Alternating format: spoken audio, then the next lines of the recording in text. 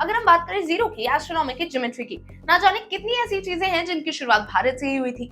भारत जो गुरुओं की भूमि, जो ज्ञान की भूमि था, पर आज की अगर हम बात करें तो वो कई देशों से पीछे हो गया है। जबकि हमारा जो एशियन एजुकेशन सिस्टम था वो ना जाने उन देशों से कितना ही आगे था। आज हमारे एजुकेशन सिस्टम में हमें कई ऐसी बातें पढ़ा दी जाती हैं जो आगे हमारी लाइफ में एप्लीकेबल ही नहीं होती। पर अगर हम एशियन एजुकेशन सिस्टम की बात करें तो तब ऐसा नहीं था, जिसके बाद हम सभी ये सोचने पर मजबूर हो जाते हैं कि आखिर कैसे हमारा एजुकेशन सिस्टम यूं बिखर गया। आखिर वो कौन लोग थे जिन्होंने हमारे एजुकेशन सिस्टम को यहाँ तक पहुंचा दिया, इसके पीछे उनका विजन क्या था, और ऐसा कौन सा प्रोपेगेंडा था जिसकी वजह से हमारा एशियन एजुकेशन सिस्टम आज वेस्टर्न एजुकेशन सिस्टम में बदल गया है, जिसको आज तक कई जगह पर फॉलो भी किया जाता है। आज हम जानेंगे एक ऐसी साइट जो आपके लिए आज तक अननोन थी। गुरुकुल, आपने ये नाम कई बार सुना होगा। रामायण में भी इसको डिस्क्राइब किया था।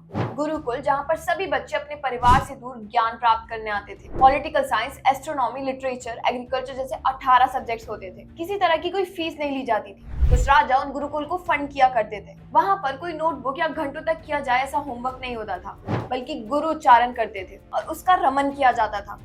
और सालों तक यही चलता रहा। जब गुरुकुल पूरा हो जाता तो एडवांस स्टडीज के लिए वो सभी स्टूडेंट तक्षशिला या नालंदा यूनिवर्सिटी जाते थे, जहाँ असीम ज्ञान था, और वहीं से तो आर्यभट्ट और चाणक्य जैसे ज्ञानियों ने ज्ञान प्राप्त किया था। यानी एक ऐसा एजुकेशन सिस्टम जिसमें अभी तक हमें कोई कमी नहीं लग रही थी। अब आप में से कई लोग ये सोचते होंगे कि एशियन एजुकेशन सिस्टम में लड़कियों को शिक्षा नहीं दी जाती थी, पर ऐसा नहीं था। उनको शिक्षा दी जाती थी, उनकी अलग से क्लासेस भी हुआ करती थी। जिसके बाद हमारा भारत प्रगति की राह पर था, नई नई चीजें खोज रहा था, इन्वेंट कर रहा था, पर फिर भी हमारा देश आज पीछे रह गया है। कैसे, आइए जानते हैं।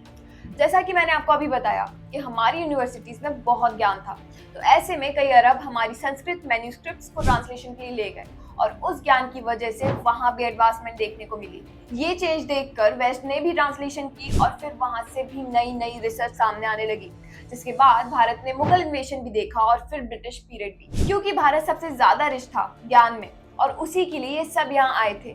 पर इसी बीच उन्होंने हमारे ज्ञान को हमसे छीनने की कोशिश भी की। जब मुगल्स इंडिया आए तो उन्होंने इस्लामिक एजुकेशन और मदरसों को ज्यादा अटेंशन दिया और ज्यादा प्रमोट किया। और वहीं जो हमारे गुरुकुल्स थे, जिनको राजाओं से डोनेशन आते थे, फाइनेंशियल हेल्प मिलती थी, उन फाइनेंशियल हेल्प और डोनेशंस में कटौती कर दी गई थी, जिसके बाद गुरुकुल्स फाइनेंशियली अनस्टेबल हो गए थे। सिर्फ इतना ही नहीं, हमारे गुरुकुल्स को, हमारी यूनिवर्सिटीज को तोड़ा भी गया, जलाया भी गया। आपको नालंदा यूनिवर्सिटी की स्टोरी तो याद ही होगी कि अलाउद्दीन खिलजी ने कैसे नालंदा यूनिवर्सिटी को जलाने के ऑर्डर्स दे दिए थे। हुआ यूं था कि अलाउद्दीन खिलजी काफी बीमार पड़ गया था, पर कोई भी हकीम उसका इलाज नहीं कर पा रहा था। जिसके बाद नालंदा यूनिवर्सिटी से एक आचार्य को बुलाया गया था, जिन्होंने अलाउद्दीन खिलजी का इलाज कर दिया था, और अलाउद्दीन खिलजी ठीक हो गए थे। जिसके बाद वो इतने गुस्से में आए कि कैसे नालंदा यूनिवर्सिटी के एक आचार्य ने उनको ठीक कर दिया। ये बात उनको बर्दाश्त ही नहीं हो रही थी। जिसके बाद उन्होंने नालंदा यूनिवर्सिटी को जलाने के ऑर्डर्स दे दिए थे। उस यूनिवर्सिटी को, जिसमें ना जाने कितना ज्ञान समाया हुआ था, वो यूनिवर्सिटी कई महीनों तक जलती रही थी।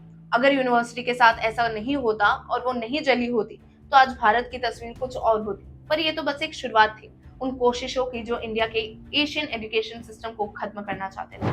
पर इतने सब के बाद भी हमारे ऋषि किसी तरह गुरुकुल सिस्टम को जिंदा रखने की कोशिश करते रहे। पर मुगलों के इस अधूरे काम को फिर ब्रिटिशर्स ने पूरा किया। कैसे, अब ये जान लेते हैं। ब्रिटिशर्स ने आने के बाद इंडिया को फाइनेंशियली अनस्टेबल बनाया, जिसकी वजह से गुरुकुल काफी अफेक्ट हुए। फिर उन्हें पता चला कि गुरुकुल्स और इंडियन एजुकेशन सिस्टम काफी ट्रेडिशनल और डीप रूटेड है, जिसकी वजह से वो यहाँ ज्यादा सर्वाइव नहीं कर पाएंगे। तो इस वजह से उन्होंने एक सिस्टम बनाया जिसमें इन्होंने वेस्टर्न इन्फ्लुएंस एजुकेशन इंक्लूड की, रियल इंडिया की नहीं। और इसके जरिए वो एक स्लेवरी फैक्टर सबके दिमाग में डालना चाहते थे, और इंडिया को इसलिए एजुकेट करना चाहते थे ताकि वो इंडियंस को फिर लोअर लेवल पर पॉइंट कर सके। हम सब अभी भी ना ब्रिटिश एजुकेशन सिस्टम का काफी सारा पार्ट फॉलो कर रहे हैं, पर हमें अपने ट्रेडिशनल एजुकेशन सिस्टम को वापस लाना होगा। अभी तक ना हमारी सरकार पिछले कई सालों से कोशिश कर रही है हमारे करिकुलम में चेंजेस करने की, हमारी रियल हिस्ट्री को स्टूडेंट्स तक पहुंचाने की, पर अभी भी काफी लंबा सफर तय करना है हम सबको भारत की एक नई तस्वीर बनाने के लिए। वो तस्वीर जिसका हम सपना देखते हैं, वो तस्वीर जो हमें सोच में डाल देती है कि अगर हमारा ट्रेडिशनल एजुकेशन सिस्टम खत्म नहीं हुआ होता तो वो तस्वीर कैसी होती। वो तस्वीर जो हमें ये सोचने पर मजबूर कर देती है कि अगर मुगल्स कभी इंडिया आए ही नहीं होते तो क्या होता। एक ऐसी तस्वीर हमने भी बनाई है। अगर आप जानना चाहते हैं कि क्या होता अगर मुगल्स इंडिया आए ही ना होते, तो ये रही वीडियो। जय हिंद।